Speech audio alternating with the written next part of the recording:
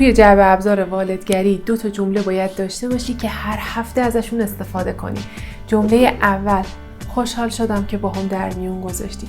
وقتی بچه‌ها راجع به خودشون صحبت میکنن باید بهشون نشون بدیم که احساساتشون واقعیه. وقتی ترسیده، غمگینه یا خشمگینه هم باز ما دوست داریم به عنوان والد باهاش در ارتباط باشیم.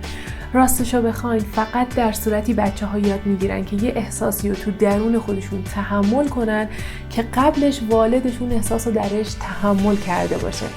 جمله دوم: بیشتر بهم بگو. وقتی از بچه‌ها میخوایم که بیشتر راجع به احساس خودشون حرف بزنن، اونا رو با احساس خودشون تنها نذاشتیم.